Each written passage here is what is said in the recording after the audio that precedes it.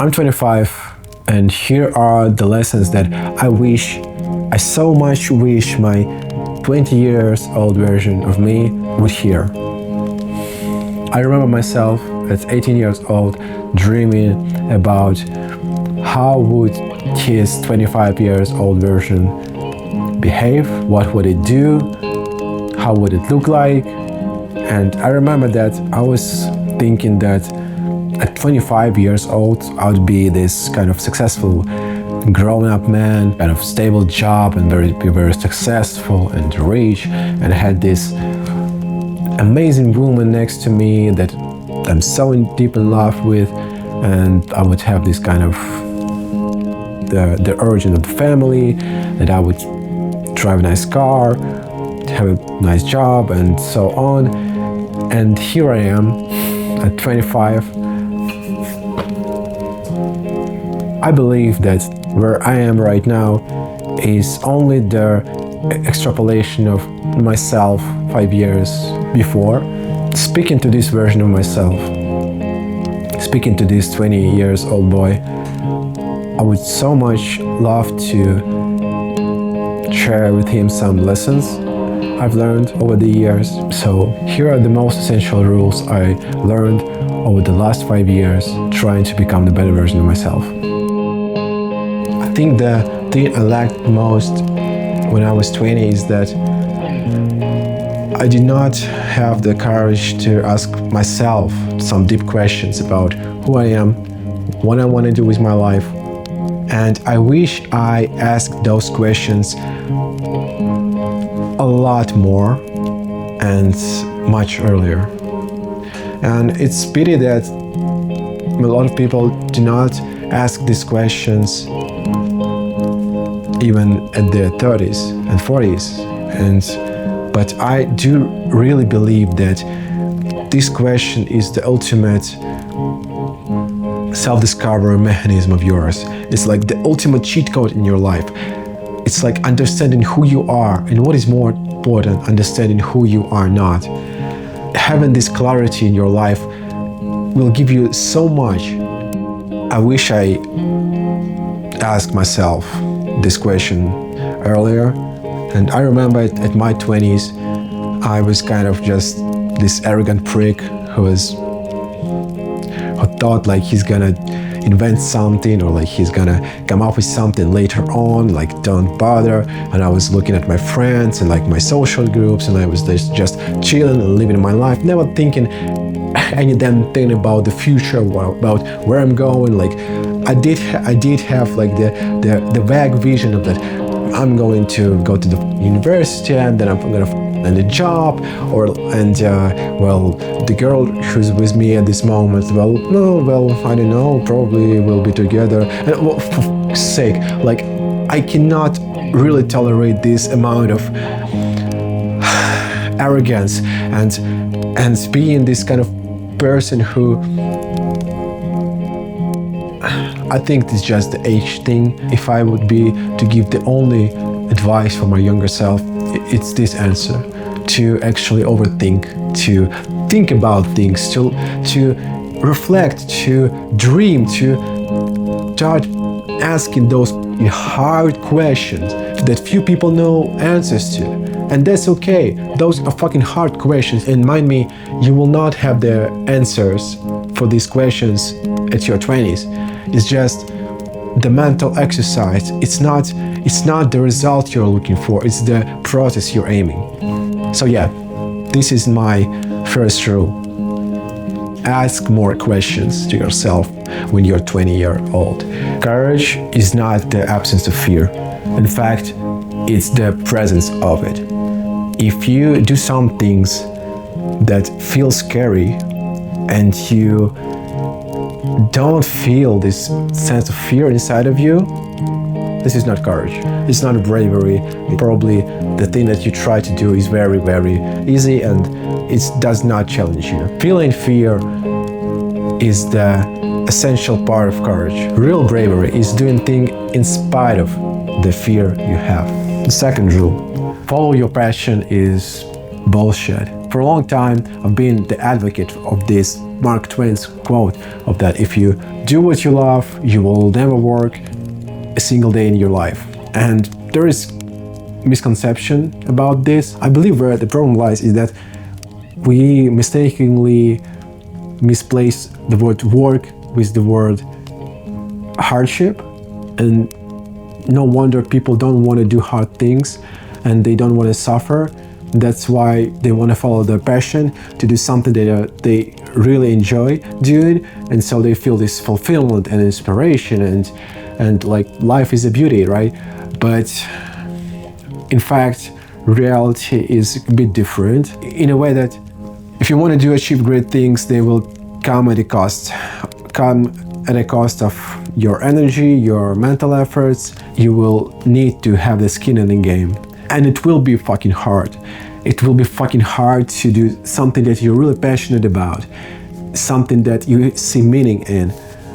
And so follow your passion is kind of bullshit because it makes you really do things that are not good for you, that you want but you probably don't need. And like this is the big question of where is the divider line between like those two things, what you want, what you need, and how you like navigate this chaos.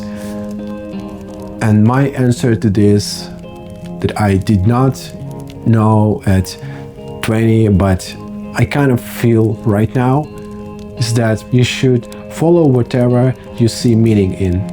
There is this quote of like finding the struggle you enjoy is the most efficient way to live your 20s. And it's really true. During my 5 years between 20 and 25, I fiercely tried to cut corners. I fiercely tried to avoid doing some hard things and just enjoy life. And I felt that this kind of thinking and this kind of life led me to the life of not mine. I don't know how to explain, but I just felt that this emptiness inside of me, this void. And then I realized that maybe I was doing it all wrong. I was trying to cut corners everywhere. And maybe that's why I actually did not find anything that I'm really passionate about. In the end, it turned out that thing I'm most passionate about were always under my nose. It's just I really never noticed it. But what is more important is that I never really committed to it. And I believe this is the next rule: commitment. If you are in your 20s and you try to do some epic great things, then you have to realize that everything great comes with a price of focus and commitment. And people usually think about this in terms of jobs or professionalism or like, but in fact this thing is applicable to anything in your life. For example, relationships. If you are inconsistent in your relationships, then you would not be able to build the great things out of it. Next rule: asking for help is not being vulnerable. I used to think that by asking for help, I put myself in the disadvantaged position, that I am showing my insecurities, that I'm showing my weakness. And while it's kind of whatever for your professional vocation or like for your work things or your friendships and stuff like this, but when it comes to relationships, it's fucking miserable, because the same part of you who is refusing to seek help, it's the same part of you who refuses to cry, who refuses to show your emotions. In other words, it's the same part of you that just fucking refuses to be vulnerable. Next rule I want to talk about is probably the most important that I learned over the last 5 years. The rule is simple: but insanely hard. Being strong means being courageous about being weak. We all used to think that being courageous, and rightfully so, that being courageous means following your fears, stepping towards them, not back from it. It's like the embracing it and having this meaning that drives you in the direction of this fear. And it all makes sense, right? But what I believe most people don't really understand is that this fear may not really come from the outside. This fear oftentimes comes from within. This enemy that you would say. It's always easy to pretend you don't really care about anything. If you're this kind of person, if you're this kind of man who is emotionally unstable or emotionally immature, even if in your heart you're this very loveful person, you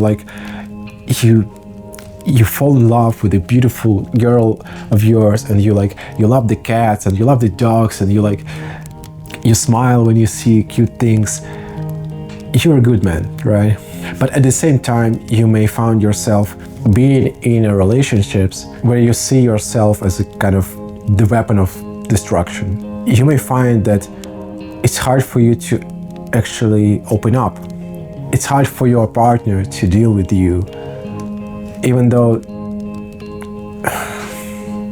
it's very easy to attack something from the outside, but it's so fucking hard to go in a war with yourself. To have this courage of showing up your real emotions to your partner, to your friend, to just showing this love. And I think that most people don't really understand this. When it comes to love or relationships, you have to be courageous to love. You have to be courageous to show up your emotions. You have to be courageous to step in towards the fear of your own self. But in fact, it is this courage, it's this muscle of showing up your imperfections, of showing up that you're fucking vulnerable, that you expose yourself. This is courage, and I believe that great relationships, they are built on this. You cannot expect being a fruitful family or relationships without having this emotional maturity. And everyone talks about emotional maturity, what the fuck does it mean? And in my take, it means that you are not afraid to show that you're weak. And being weak is actually being strong. And I believe that this is the quality of man women should be looking for, because in the modern world, it's so fucking easy to be abuser style, or this kind of man who is very testosterone and masculine and showing up for everything, and this kind of very aggressive man. And yeah, that's fine, but I think the modern world lacks real emotions, and I believe that this is what women should be looking in a man, this courage of being weak. The next rule is about ability to listen, and it's also about being weak. And I believe when it comes down to building relationships in your 20 till 25, you will so much stand out in the crowd, and you will do so much for your loveful partner if you just fucking learn how to listen.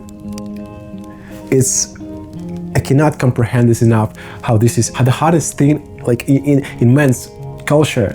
Is it hard to just sit and listen what someone is saying to you without giving your fucking advice or opinions about the subject? I remember myself back in my 20s, and I remember my girlfriend like complaining about something, not because she's kind of trying to piss me off, but that's just who it is, who she is, right? She panics, and like she's emotional, and like eventually it is who she is, and this totally fine.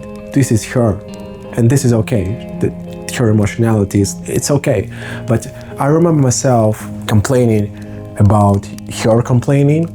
I remember her really panicking or complaining about something to me because I was the closest person to her, and I remember giving fucking bullshit advices or trying to defend my position, or like trying to defend the position of other person who she was complaining about.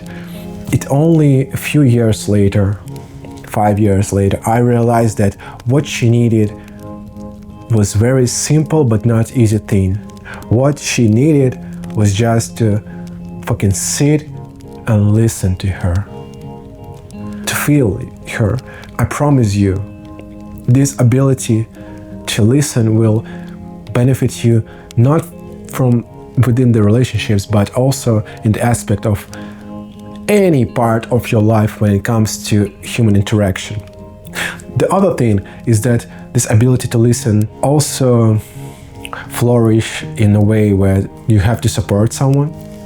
You have to support your partner, the woman you love.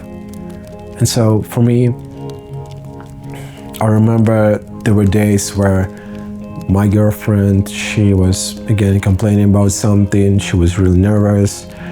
There was some kind of problems.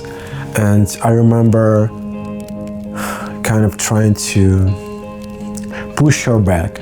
I was trying to calm her down by like saying, no, don't worry, or like giving some bullshit advices. But over the years, I realized that what I needed to do is to just seeing her lying down in this pile of mud. What I needed is not to like throw in her motivational quotes of like get up. What I needed is just to simply sit next to her and be in this pile of mud with her. Sit here quietly and just be present. Don't say anything. You may hug your partner. Just make sure that you are here with her.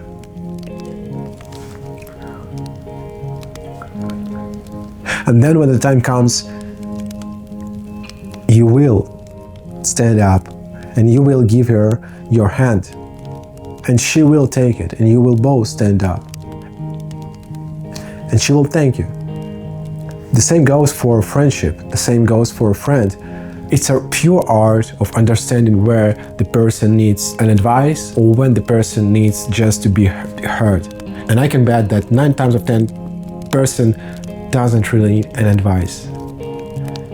Person needs to be heard.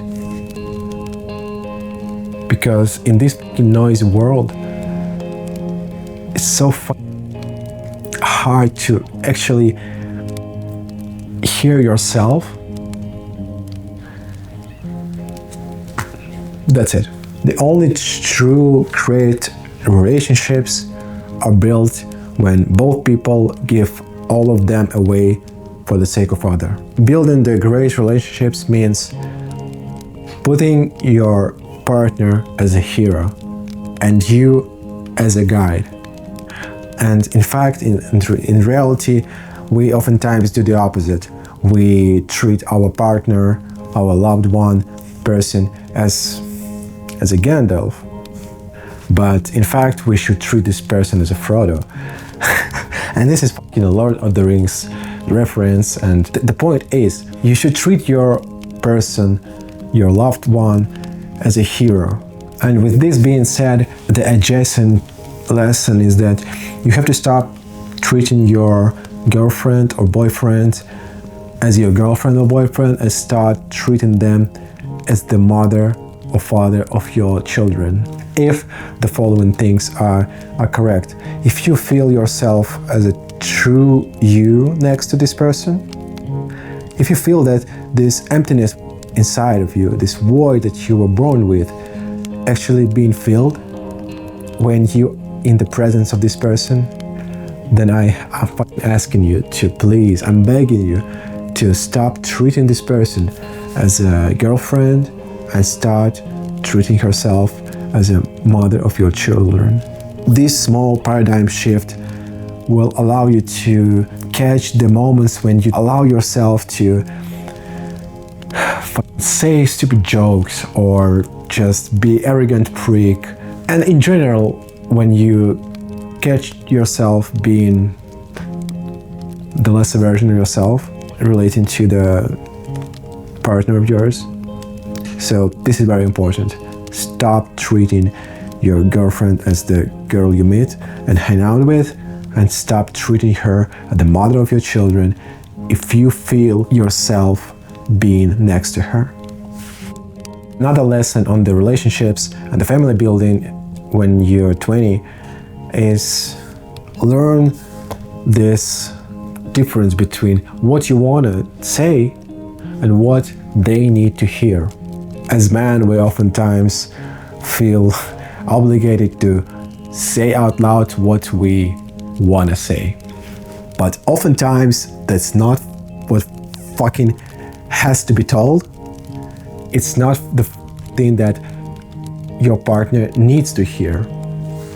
It just takes a bit of courage and takes a bit of self-reflection to actually ask yourself what you want to say, and then ask the following question about whether the person in front of you needs to hear it. And I remember in my communication with my girlfriend, and I remember saying so much stupid shit to her that she 100% did not need to hear, but I for some reason wanted to say. And yeah, and I wanted to say because at this point of time I was this particular version of myself with this set of beliefs and values, and it was very natural to me then. It's not natural to me right now. I get it, but if only I'd ask myself this very simple question, is this what she needs to hear? Then I would never end up telling some stupid shit or like giving some bullshit advices to her. And I think if I develop this skill sooner, I'll be much more mature and much more happier. So learn how to say what they need to hear and how to avoid saying what you want to say, but she does not need to hear. The very last lesson and rule that I wanted myself to learn is that you have to find meaning in your life. This search for meaning is not discrete process, it's a very continuous one. You have to just travel this road of searching for this meaning. You have to believe that it exists somewhere, and you have to have the courage to believe that if you follow your curiosity and just try different things, that you will eventually find it. I really do believe that finding this meaning in your life, finding this kind of something that makes you will actually help you on your way.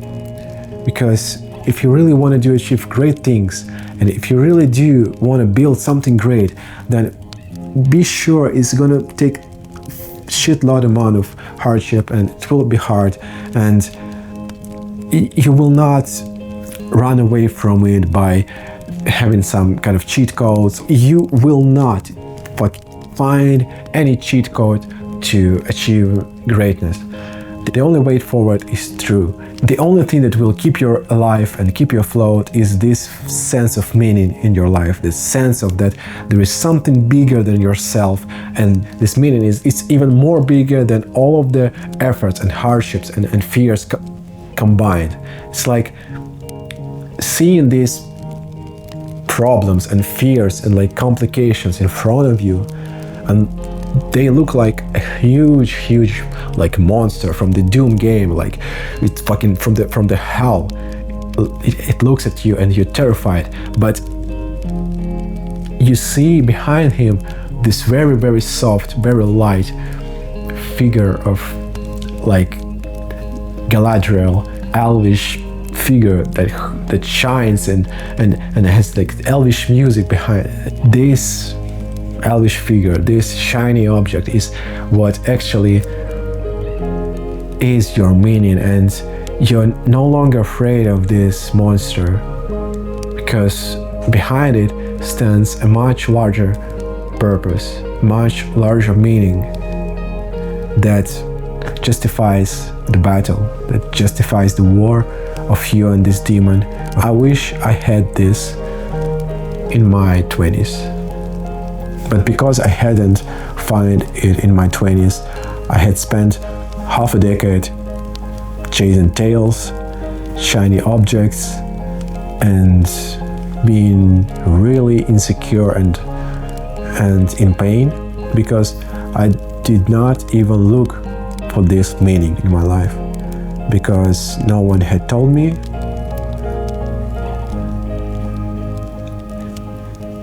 But I'm telling you now,